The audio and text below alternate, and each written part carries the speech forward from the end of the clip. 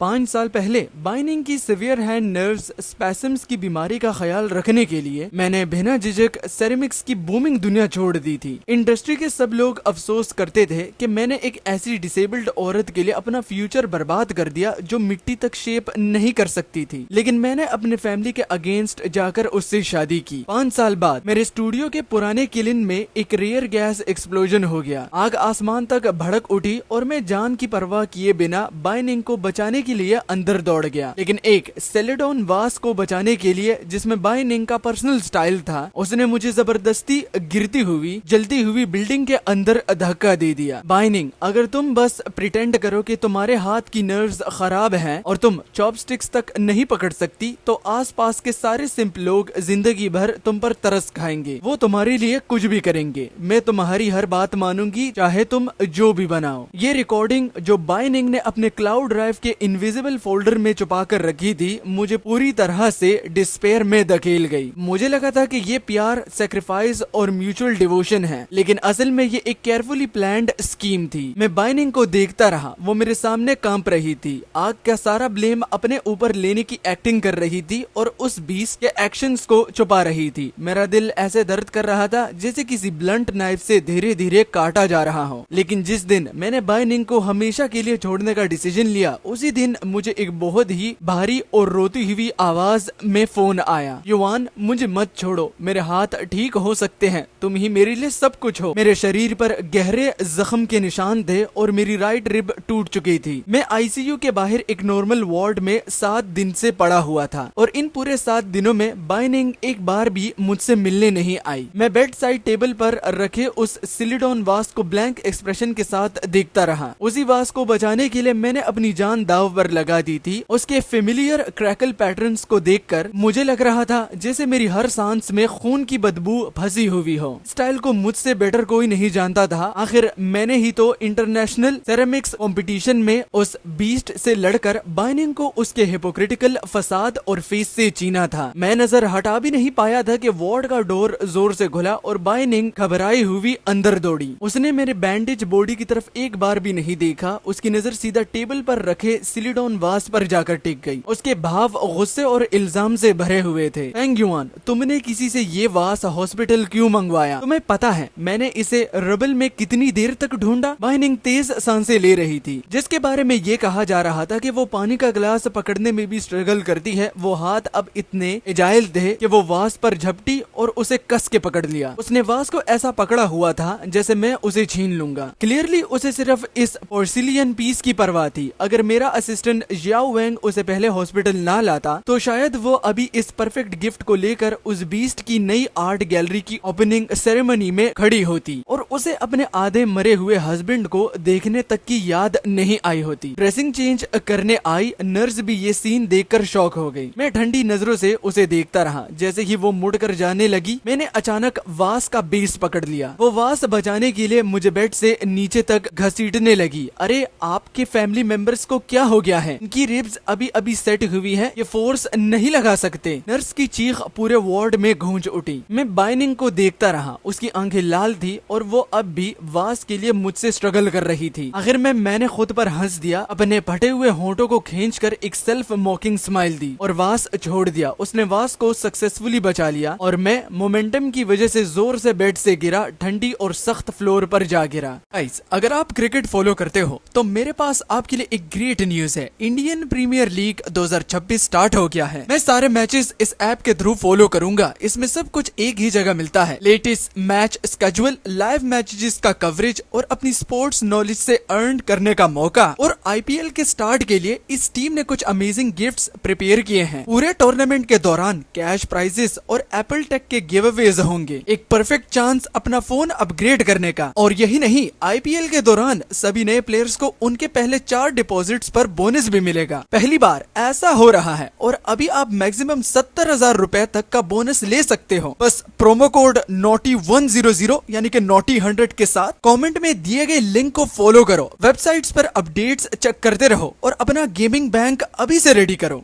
मेरी टूटी हुई हड्डियों में दिल चीरने वाला दर्द दौड़ गया। लेकिन अजीब बात ये थी कि ये तेज फिजिकल पेन मेरे दिल के घुटन वाले एहसास को थोड़ा कम कर रहा था। बाइनिंग वास को पकड़े हुए वहाँ जम सी गई। मुझे जमीन पर गिरा हुआ और ठंडे पसीने में भीगता हुआ देखते हुए उसकी आंखों में पहली बार हल्की सी घबराहट चमकी, जिसे वो छुपा नहीं पाई। जैसे उसे अचानक एहसास हुआ हो कि उसने क्या कर दिया। उसने जल्दी से वास नीचे रखा और अपने उन हाथों को जिन्हें वो हमेशा कांपते हुए दिखाती थी मेरी तरफ बढ़ाया ताकि मुझे उठा सके। लेकिन मैंने घिन से उसकी तरफ से मुंह फेर लिया। उसका हाथ कुछ पल हवा में ही रुक गया, फिर वो ऑकवर्डली उसे ऊपर खींचने पर मजबूर हो गई। शोर सुनकर डॉक्टर भी दौड़ते हुए आ गया और बाइनिंग को पेशेंट की सेफ्टी इग्नोर करने पर डांटने लगा। लेकिन जब डॉक्टर ने उसे सिर झुकाए बेचारा और वीक सा खड़ा देखा, जैसे वो अपनी हैंड डिसेबिलिटी की वजह से खुद का भी ख्याल नहीं रख सकती, तो डॉक्टर ने बस ठंडी सांस भरी और बात वही छोड़ दी। फेंग युआन, गुस्सा मत हो, ब्रोथल वाली इंसिडेंट को बस भूल जाते हैं, ठीक है? मैं प्रॉमिस करती हूँ जैसे ही मेरे हाथ ठीक हो जाएंगे मैं खुद अपने हाथों से तुम्हारे लिए एक कप बनाऊंगी। उसकी आंखें लाल थी और आवाज भारी थी। Get out. उसकी एक्टिंग और इमोशनल ड्रामा खत्म होने से पहले ही मैंने पास रखा स्टेनलेस स्टील का वाटर ग्लास उठाकर उसके पैरों के पास जोर से फेंक दिया। गर्म पानी उसके कपड़ों पर छिड़क गया। अब उसकी ये एंडलेस झूठ भरी बातें सुनकर मुझे उल्टी सी आने लगी थी। बाइनिंग, तुम्हें खुद से घिन नहीं आती? हॉस्पिटल रूम का एटमॉस्फेयर बिल्कुल फ्रीजिंग पॉइंट पर पहुंच चुका था। तभी वो बीस्ट दरवाजे पर दिखाई दिया, एक एक्सपेंसिव व्हाइट सूट पहने हुए, बिल्कुल किसी विक्टर की तरह। उसने स्मग एक्सप्रेशन के साथ बाइनिंग के हाथों में पकड़े वास को देखा, फिर फेक सरप्राइज दिखाते हुए मेरी तरफ देखा, जैसे अभी अभी मुझे जमीन पर पड़ा नोटिस किया हो। अरे वाह, ये तो हमारी सेरेमिक्स वर्ल्ड का फॉर्मर जीनियस फेंग युआन है ना? इतने सालों में तुमने अपनी ये क्या हालत बना ली? इतने सीवियर बर्न्स के बाद क्या तुम फ्यूचर में फिर कभी मिट्टी से खेल भी पाओगे? बाहर से और फुटस्टेप्स की आवाज आने लगी। पता चला इंडस्ट्री के कुछ पुराने कोलीग्स भी आए हुए थे। शायद वो सब उस बीस्ट की गैलरी ओपनिंग के लिए आए थे। मेरी मिजरेबल कंडीशन देखकर उनकी आंखों में शौक और अफसोस साफ दिखाई दे रहा था। क्लियरली वो बीस्ट जानबूझकर लोगों को यहाँ लाया था ताकि मेरी बेइज्जती कर सके। सच कहूँ तो फेंग युआन कितना पैथेटिक निकला। एक क्रिपल हाथ वाली औरत के लिए घोस्ट राइटर बनकर काम करता रहा और एंड में कम्प्लीटली इग्नोर कर दिया गया। दरवाजे के बाहर फुसफुसाहट सुनकर मुझे सब समझ आ गया। मैंने बाइनिंग की तरफ देखा। उसका चेहरा सफेद पड़ चुका था, लेकिन वो उन सपोजिटली क्रिपल्ड हाथों से स्टेडीली वास उस बीस्ट को पकड़ा रही थी। उसकी आंखों में एक्साइटमेंट और स्मगनेस सब कुछ रिवील कर रही थी। ये सब एक कंप्लीट फ्रॉड था। वो बीस्ट वास को हाथ में लेकर प्रोवोक करते हुए उछल रहा था और सरकास्टिक कमेंट्स करता जा रहा था। उसका हर लफ्ज सबको ये बता रहा था कि मैं अब एक लूजर हूँ जो कि ना अपनी वाइफ को संभाल पाया और ना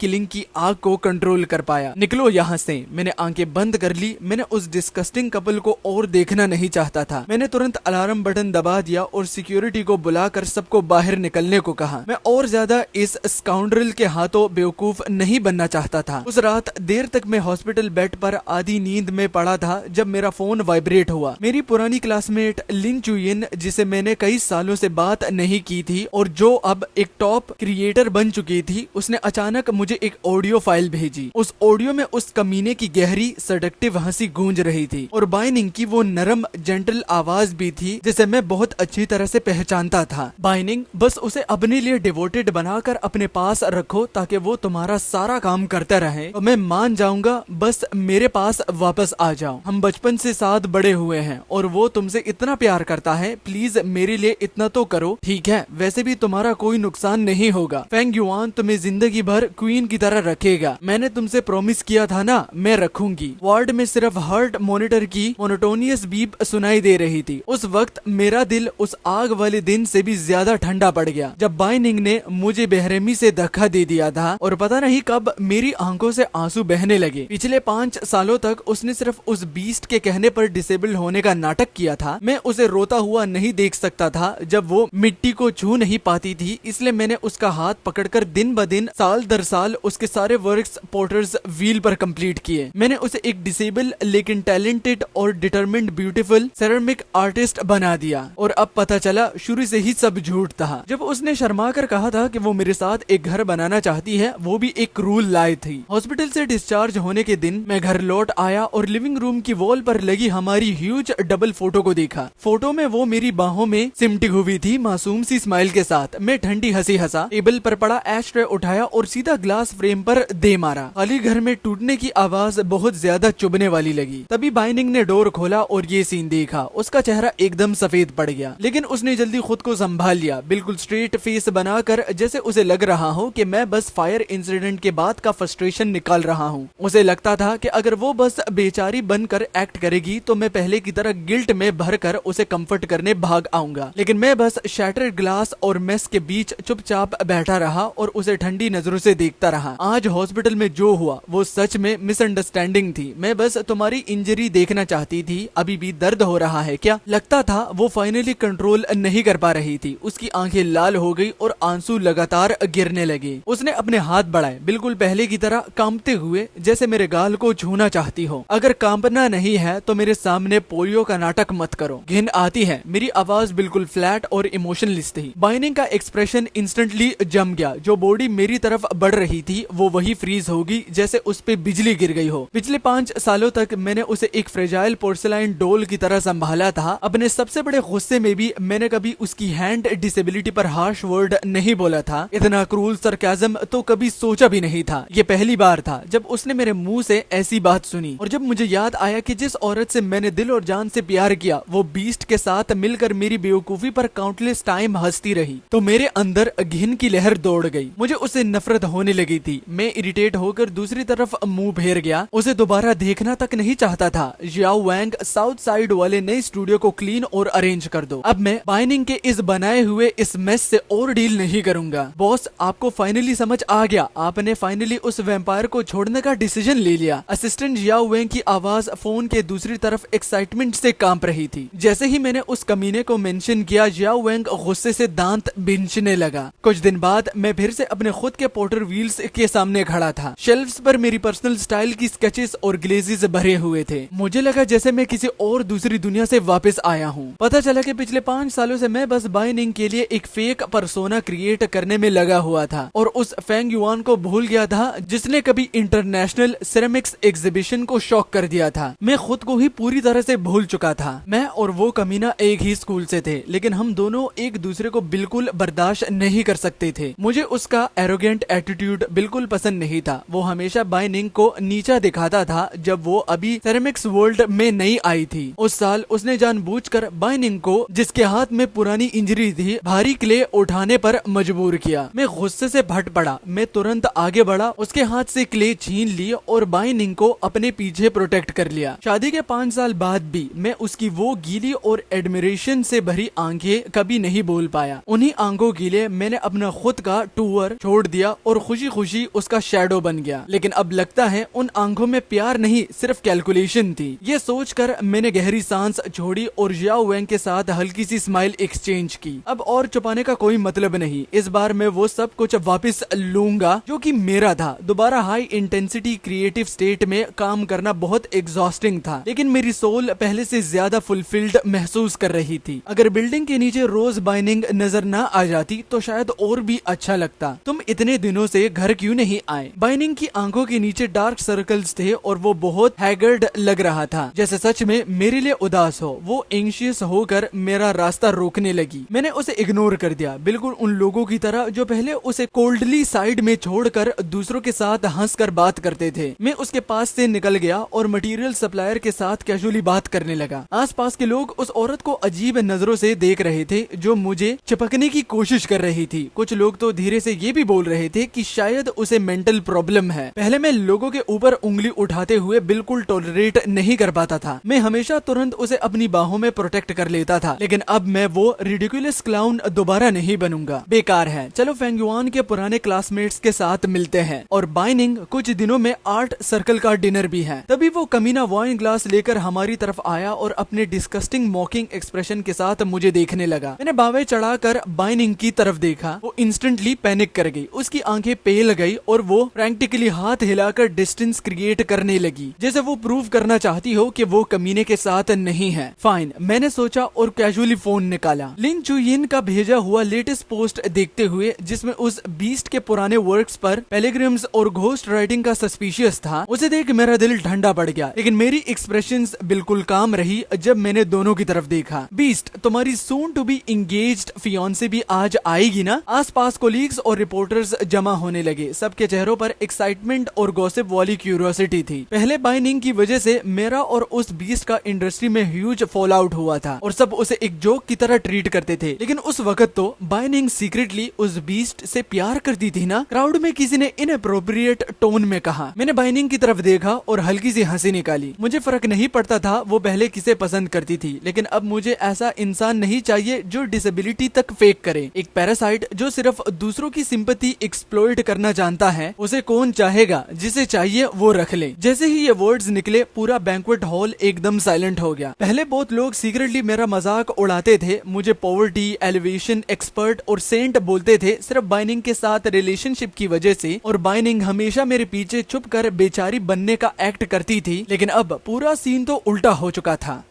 बाइनिंग का चेहरा सफेद पड़ चुका था। वो क्राउड के शॉक और कंटेम्प्ट भरी नजरों के बीच बिल्कुल फ्रोजन खड़ी थी और हेल्पलेस। लेकिन मैं सीधा उस बीस्ट की तरफ मुड़ा। उसे भी डिस्गस्ट में देख रहा था, जो अब क्लियरली बाइनिंग से दूर होने की कोशिश कर रहा था। मैं स्नेर किए बिना नहीं रह सका। एक मिनट, मुझे याद है ग्रेट आर्टिस्ट चिन भी तो बाइनिंग से डीपली ऑब्सेस्ड थे ना? क्यों ना तुम अपनी फियोन्से को अपने उस पुराने सीक्रेट प्लॉट के बारे में बताओ और दिखाओ कि कितने टोकन्स ऑफ लव्स बाइनिंग ने तुम्हारे लिए सालों से बनाए हैं। मेरे ये लफ्ज सुनते ही पूरे हॉल में कलेक्टिव गैस्प गूंज उठी। अब लोग अलग अलग एक्सप्रेशंस के साथ इस एनुअल ड्रामा को देख रहे थे। तभी टाइकून की बेटी, जो अब तक साइलेंट और अलॉफ थी, अचानक बदल गई। क्या कहा तुमने बीस्ट? तुम और ये क्रिपल्ड औरत पहले से अफेयर में थे? और वो सो कॉल्ड यूनिक पीसीज जो तुम अपने नाम से शो करते हो, सब उसी का काम है? मैं बस कॉफ करता रहा और उस बीस्ट के एशन फेस को देखते हुए मैंने अपना फोन निकाला और बैंक्वेट हॉल के ब्लूटूथ स्पीकर से वो several minute long recording connect कर दी। फेंग युआन, तुम क्या कर रहे हो? मुझे फ्रेम मत करो। सब जानते हैं तुम हमेशा मेरी टैलेंट से जेलस थे। तुमने एक ऐसी क्रिपल से शादी की जो मिट्टी भी नहीं बना सकती। तुम मुझसे कम्पीट नहीं कर सकते, इसलिए अब मुझे बदनाम कर रहे हो। वो बीस्ट गुस्से और रेड आइस के साथ चिल्लाया और मेरी तरफ झपटा, वो भी फोन खींचने के लिए। जैसे ही वो मेरे कॉलर तक पहुंचने ही वाला था, बाइनिंग जो कि अब तक स्टंट थी, अचानक अनबिलीवेबल स्ट्रेंथ के साथ आगे बढ़ी और बीच में आ गई। उसने दोनों को अलग किया, हाथ फैलाकर मुझे प्रोटेक्ट करते हुए बीस्ट की तरफ देखा और गरज कर बोली, बीस्ट, इसको मत छू। ये सब करने पर तुमने मुझे मजबूर किया था। उसकी आवाज रॉ और गुस्से से भरी थी और अब उसके होंठों में अब पहले वाली ट्रेम्बलिंग डिसेबिलिटी का कोई ट्रेस नहीं था। पूरा हॉल फिर से अपरोर में डूब गया। सबकी नजरें अब क्यूरियोसिटी से सीधी डिस्गस्ट और कॉन्टेम्प्ट में बदल गई थी। मैंने उसका शील्ड बिना हेसिटेशन के साइड में पुश कर दिया। वो मुझे रोकने के लिए मुड़ ही रही थी कि एरिस का गुस्सा फट पड़ा। वो आगे आई और जोर से बाइनिंग को थप्पड़ मार दिया। मुझे पहले से ही शक था, तुमने अपना यूजलेस स्टूडियो इसलिए ही टेक ओवर किया था ना, आर्ट के नाम पे अपनी मिस्ट्रेस को सपोर्ट करने के लिए। तुम बेशरम क्रिपल्ड स्लट, अपनी इनोसेंस का ड्रामा बंद करो। क्राउड में मॉकिंग लाफ्टर्स बहल गया। पहले वो सिंपैथी और फ्रेजाइल पर्सोना जिसमें बाइनिंग छुपी रहती थी, अब पूरी तरह एक्सपोज हो चुका था। लोगों की नजरों में जो कॉन्टेम्प्ट था वो उसे ऑलमोस्ट ड्राउन कर रहा था। अब क्या हुआ? अभी भी व्हाइट लोटस बनने का नाटक कर रही है? इन आती है मुझे तुम्हें देखकर। मेरे अंदर 5 सालों का सप्रेस्ड गुस्सा फाइनली थोड़ा रिलीज हुआ। तभी एक क्लियर फीमेल वॉइस ने पूरा केओस को ब्रेक कर दिया। सॉरी एवरीवन, लगता है मैं लेट हो गई। ये लिन चू यिन थी। मैंने आईब्रो रेस किया, उसे कामली देखते हुए बिल्कुल सरप्राइज्ड नहीं था। उसने मुझे जो क्रूशियल एविडेंस दिया था उसके लिए मैं ऑलरेडी अवेयर था। लिंचू ब्लू कैजुअल शॉर्ट स्कर्ट में थी। उसकी आंखों में पिटी भी थी और कोल्डनेस भी। जैसे ही टॉप टियर क्रिएटर लिंचू इंटर हुई, पूरा एटमॉस्फेयर इंस्टेंटली शिफ्ट हो गया और बाइनिंग जो कि अब तक ग्राउंड पर पड़ी थी, उसकी सिचुएशन और भी ह्यूमिलिएटिंग हो गई। लोग तुरंत आगे बढ़े और बाइनिंग मेरी तरफ देखकर रोते हुए बोलने लगी, फेंग युआन, प्लीज गुस्सा मत हो, वो सब पुरानी बातें थी। अब मेरे दिल में सिर्फ तुम हो। मैं सिर्फ तुमसे प्यार करती हूँ। बस सिर्फ इस एक बार मुझे माफ कर दो, ओके? पता नहीं कैसे बाइनिंग फिर से उठकर मेरे पैरों से चिपक गई। उसकी आंखों से आंसू बह रहे थे, लेकिन इतने सब के बाद भी उसके पास सिर्फ यही वीक और पैथेटिक एक्सक्यूज था। उसकी इतनी हम्बल और बेगिंग वाली हालत देखकर मुझे सिर्फ हंसी आ रही थी। मैंने जबरदस्ती एक स्माइल निकाली, एक ऐसी स्माइल जिसमें सिर्फ डिस्पेयर था। उसकी डिसबिलीफ भरी नजरों के सामने मैंने उसकी उंगलियां अपनी टांग से एक एक करके अलग कर दी। हमारे बीच सब खत्म हो चुका है। गुड बाय बाइनिंग। नहीं, दोबारा कभी नहीं। मैं मुड़कर सीधा डोर की तरफ चल दिया। मेरे पीछे बाइनिंग की टूट चुकी आवाज गूंजी, फेंग युआन, मैं गलत थी, मैं सच में गलत थी। मैं बस एक सेकंड के लिए रुका, लेकिन पीछे मुड़कर नहीं देखा और सीधा बैंक्वेट हॉल से बाहर निकल गया। बाहर लिंग चुयन कार डोर के सहारे खड़ी मेरा वेट कर रही थी। तुम्हारा ड्रामा देखने के लिए मैंने $1 मिलियन इंटरनेशनल कॉन्फ्रेंस तक रिजेक्ट कर दी। ओल्ड क्लासमेट, अब मुझे थैंक कैसे करोगे? वो मुस्कुराकर कार कीज हिलाने लगी। मैं हेल्पलेसली सर हिलाकर उसकी कार में बैठ गया। अगली सुबह मैंने साइन डिवोर्स एग्रीमेंट बाइनिंग को भेज दिए और ऑफिशियली अनाउंस कर दिया कि मेरे स्टूडियो सिटी से शिफ्ट होकर बीजिंग के आर्ट डिस्ट्रिक्ट में जा रहा है। पहले उसके सो कॉल्ड सेल्फ स्टीम को प्रोटेक्ट करने के लिए मैंने हमेशा अपनी ग्रोथ और अपॉर्चुनिटीज सरप्रेस की थी, लेकिन अब जब मैं इस झूठ के बर्डन से आजाद हो गया था, मुझे लगा जैसे कोई टाइगर दोबारा पहाड़ों में लौट आया हो। और एक्सपेक्टेड ही था, मेरे सीक्रेट्स OEM सपोर्ट के बिना बाइनिंग की रेपुटेशन बिल्कुल कोलैप्स हो गई। वो so called genius disabled artist industry के सबसे बड़ा जोक बन गया। कुछ महीने बाद जब मैं ओल्ड सिटी में कुछ बोरिंग प्रोसीजर्स हैंडल कर रहा था, तब मैंने बाइनिंग को फिर देखा। वो एक रिमोट सेरेमिक मार्केट में चीप कपड़े पहने खड़ी थी, हाथ में कुछ रफ और लो क्वालिटी पोट्री जार्स लिए हुए। वो डेस्परेट होकर एक छोटी शॉप ओनर से रिक्वेस्ट कर रही थी कि उसका वर्क एक्सेप्ट कर ले। शॉप ओनर सीधा बोल पड़ा, सच कहूँ मिस बाइनिंग, अगर पहले मिस फैंग तुम्हें सपोर्ट नहीं करते थे ना, तो हम तुम्हारी ये चीजें फ्री में भी ना लेते। तुम्हारी स्किल तो अप्रेंटिस से भी खराब है, तुम खुद को मास्टर समझती हो, निकल जाओ यहाँ से। शॉप ओनर ने बिना मर्जी के उसे धक्का दे दिया। बाइनिंग लड़खड़ा गई। उसके हाथ का अर्थनवेयर जार जमीन पर गिर गया और टूट गया। वो ब्लैंक एक्सप्रेशन के साथ उन ब्रोकन पीसेस को देख रही थी। उसकी आंखों में डिसबिलीफ और डिस्पेयर भरा हुआ था। तभी शॉपकीपर ने मुझे देखा और इंस्टेंटली उसका एटीट्यूड चेंज हो गया। अरे टीचर फैंग, आप इतनी छोटी जगह पर कैसे? वो तुरंत फ्लैटरिंग स्माइल के साथ मेरी तरफ भागा। सारी नजरें इंस्टेंटली मेरी तरफ मुड़ गई, जबकि बाइनिंग से लोग प्लेज की तरह दूर होते रहे। बाइनिंग ने अचानक मुड़कर मुझे देखा। मुझे देखते ही उसकी आंखों में रोशनी आ गई। वो ब्रोकन शार्ड्स को इग्नोर करते हुए मेरी तरफ दौड़ी। उसके हाथ मिट्टी और कट से भरे हुए थे। मैंने उस बीस्ट के दिए हुए सारे वर्क्स तोड़ दिए। अब मैं सिर्फ तुम्हारे लिए पोर्सिलियन बनाऊंगी। देखो, ये तुम्हारा फेवरेट डिजाइन है। वो कांपते हुए एक अगली और हाफ फिनिश्ड पीस मेरी तरफ बढ़ाने लगी। कभी मैंने सच में ये विश की थी कि वो सिर्फ मेरे लिए एक सिंपल कप ही बना दे, लेकिन अब ये सब लेट सिंपैथी और चैरिटी सिर्फ आयरनी ही लग रही थी। तभी एक गुस्से भरी आवाज अचानक पीछे से आई, बाइनिंग यू बिच, हिम्मत कैसे हुई मेरी राह रोकने की? एक आदमी पता नहीं कहां से सामने आ गया और गुस्से में बाइनिंग को गाली देने लगा। जैसे ही उसने मुझे देखा, उसका एक्सप्रेशन एक सेकंड के लिए फ्रीज हो गया, फिर वापस वही स्टबर्न और डिस्डेनफुल लुक आ गया। यहाँ खुद को और एम्बैरेसिंग बना रहा है। तुम्हारी वाइफ ने मेरे लिए 5 साल तक डिसेबिलिटी फेक की थी। तुम दोनों हमें बंदर समझकर नचा रहे थे। मुझे इस स्काउंड्रल के साथ और आर्ग्यू करने का बिल्कुल मूड नहीं था। उस बीस्ट का घोस्ट राइटिंग स्कैंडल पूरी तरह से एक्सप्लोड हो चुका था। टाइकून की बेटी ने एंगेजमेंट तोड़ दी थी और अब वो huge breach of contract penalties face कर रहा था। वो ऑफिशियली बैंकरप्ट हो चुका था। मैं बस हल्का सा सिर हिलाकर इंडिफरेंट स्माइल दिया और वहां से मुड़कर चला गया। लेकिन अचानक बाइनिंग पागल की तरह बीस्ट पर टूट पड़ी और उसके मुंह पर जोर का थप्पड़ मारा। अगले ही सेकंड दोनों शैटर्ड पोर्सिलियन के बीच एक दूसरे से लड़ने लगे। आसपास क्राउड जमा हो गई। सब फोटोज और वीडियोस लेने लगे। अगले दिन फेक कपल के डाउनफॉल की न्यूज पूरे आर्ट वर्ल्ड की फ्रंट पेज पर बन गई। सिटीजंस ने उन दोनों को इतना ट्रोल किया जैसे उन्हें ऑनलाइन ही डुबा देंगे। मैं कैपिटल सिटी में बैठकर ये सब देख रहा था, बिल्कुल इमोशनलेस। बॉस कांग्रेट्स, अब वो बीस्ट मल्टीपल गैलरीज की तरफ से फ्रॉड केस में सू हो रहा है। लगता है कुछ साल जेल में काटेगा।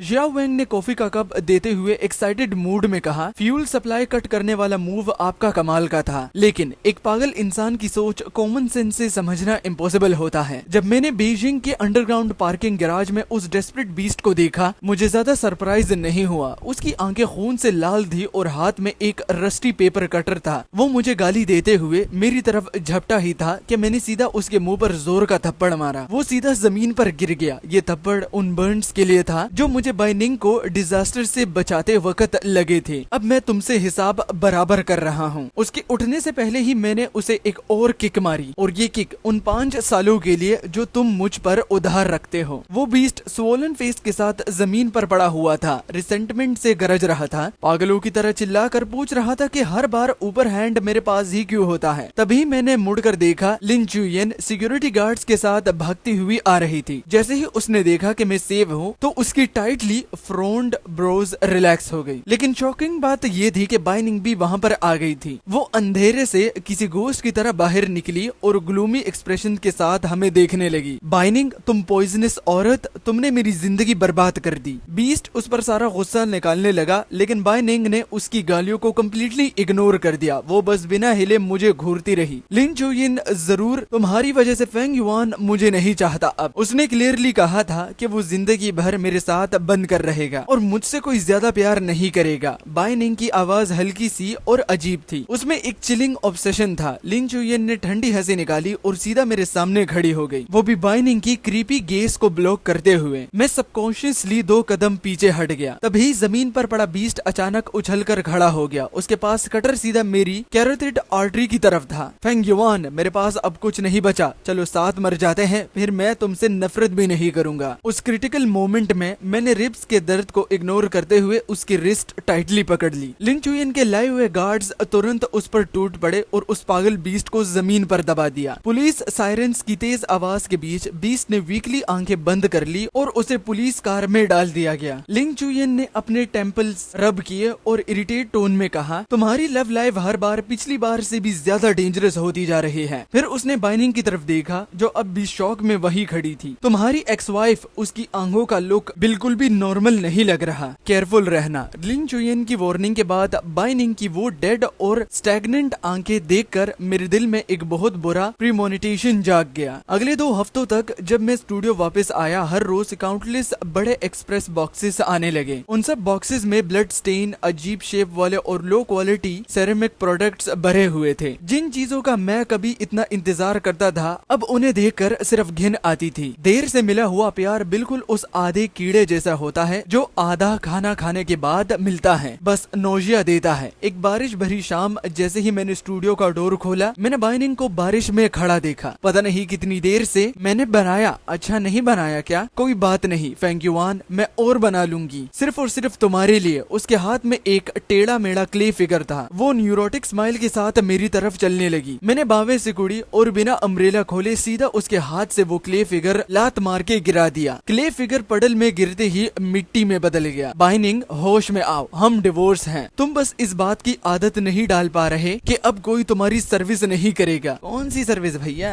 घोस्ट राइटर होना सिर्फ मेरा काम था, आगे तुम कहाँ बर्बाद होते हो उससे मेरा कोई लेना देना नहीं। बाइनिंग अचानक टूट कर रो पड़ी। वो कीचड़ में घुटनों के बल गिर गई और मिट्टी लगे हाथों से मेरी पैंट पकड़ ली। मैं क्या करूं ताकि तुम मान लो कि मैं तुमसे प्यार करती हूँ। ये सारा कचरा उठाओ और हमें तंग करना बंद करो। बॉस जियाओ वेंग झाड़ू लेकर बाहर दौड़ा और जमीन पर पड़े सारे ब्रोकन पोर्सिलियन को साफ करने लगा। छी, तुम जैसी पॉइजनस लायर को अब भी माफी मांगने की हिम्मत है? वो मुझे अंदर खींच कर ले गया और डोर जोर से बंद कर दिया। बाहर बाइनिंग की दर्द भरी चीख बारिश की आवाज के साथ मिक्स हो रही थी, बिल्कुल किसी रूह की रोने की आवाज की तरह। मुझे लगा सब खत्म हो गया, लेकिन अगले दिन जियाओ वेंग पीले चेहरे के साथ मेरे ऑफिस की तरफ दौड़ा, हाथ में टैबलेट लिए हुए। बॉस, वो पागल औरत लाइव स्ट्रीम कर रही है। स्क्रीन पर वो वंस एलिगेंट और अलोफ गॉडेस अब एक high speed spinning porters wheels के सामने बैठी थी। उसके बाल बिखरे हुए थे और आंखों में प्योर मैडनेस था। टेंस ऑफ थाउजेंड्स ऑफ लोग लाइव स्ट्रीम में आ चुके थे। गालियों और इंसल्ट से कमेंट्स भर गए थे। बाइनिंग ने कैमरा की तरफ अजीब स्माइल दी। मुझे पता है फेंग युआन देख रहा है और अगर मैं ये सब कुछ ना करती तो वो कभी मुझे देखने नहीं आता। फिर उसने अपने पास रखा एक शार्प आईब्रो ट्रिमर उठाया और अपनी पतली रिस्ट पर रख दिया। फेंग युआन को मेरे हाथ सबसे ज्यादा पसंद थे। अगर मैं सिक होने का नाटक ना करती तो वो मुझे नहीं चाहता, लेकिन अगर मैं सच में बिना हाथों का क्रिपल बन जाऊं तो क्या वो मुझे फिर से प्रोटेक्ट करेगा? क्या वो दोबारा मेरे हाथ बनेगा? वो स्माइल करती रही जब ब्लेड धीरे धीरे स्क्रीन पर प्रेस करने लगी। हाँ, उसी वक्त भी उसने मुझे ऐसे ही प्रोटेक्ट किया था, इस बार भी वो जरूर करेगा। Live stream comments instantly explode हो गए। कोई पुलिस को कॉल करने को बोल रहा था, कुछ लोग प्रोवोक कर रहे थे और कुछ लोग मेरे सोशल मीडिया अकाउंट पर जाकर मुझे मोरली ब्लैकमेल करने लगे। मेरे टेम्पल्स पेन से थ्रॉब करने लगे। अगर उसने लाइव स्ट्रीम पर कुछ सच में सेल्फ हार्म या सुसाइड कर लिया तो पब्लिक ओपिनियन मुझे जिंदगी भर के लिए चैन की तरह बांध देता। मैं तुरंत उसके ब्रोकन डाउन रेंटेड हाउस की तरफ दौड़ा और डोर को लात मारकर खोल दिया। बाइनिंग, तुम एग्जैक्टली करना क्या चाहती हो? मुझे देखते ही बाइनिंग एक छोटे बच्चे की तरह खुश हो गई, जैसे उसे कैंडी मिल गई हो। लाइव स्ट्रीम कुछ देर पहले एंड हो चुकी थी। वो ट्रिमर उठाकर स्मग एक्सप्रेशन के साथ मुझे देखने लगी। फेंग युआन, मेरा सजेशन कैसे लगा?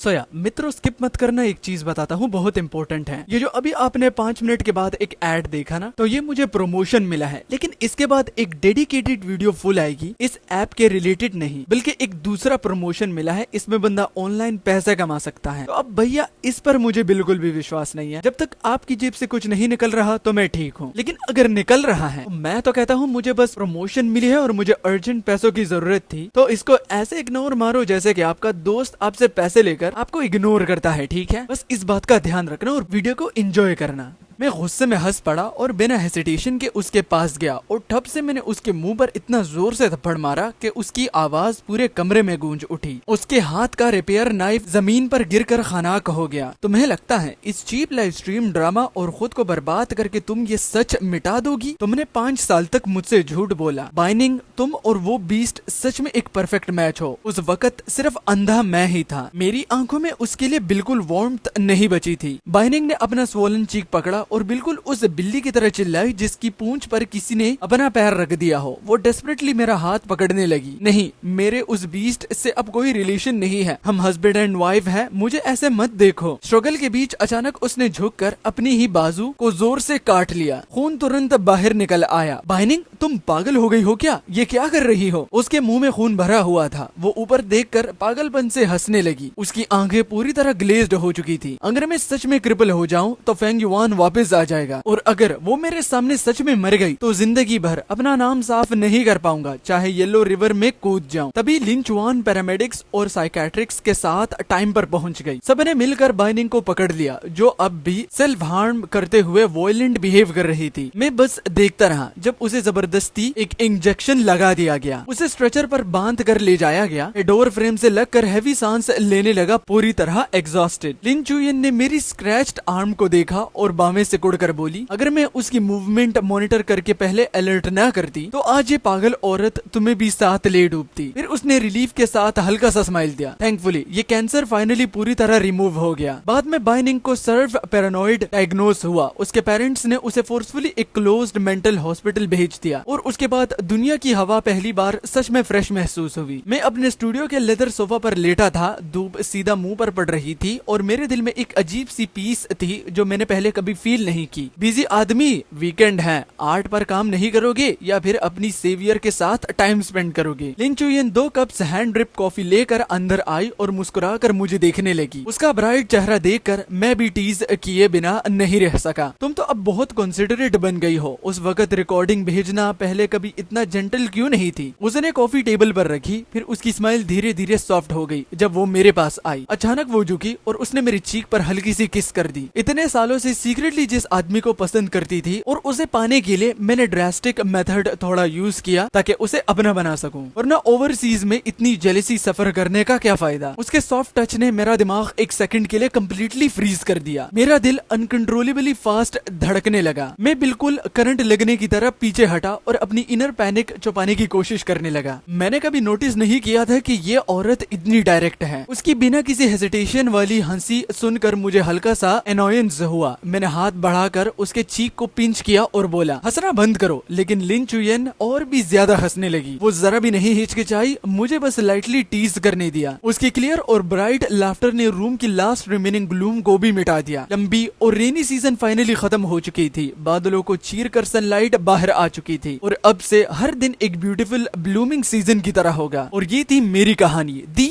एंड।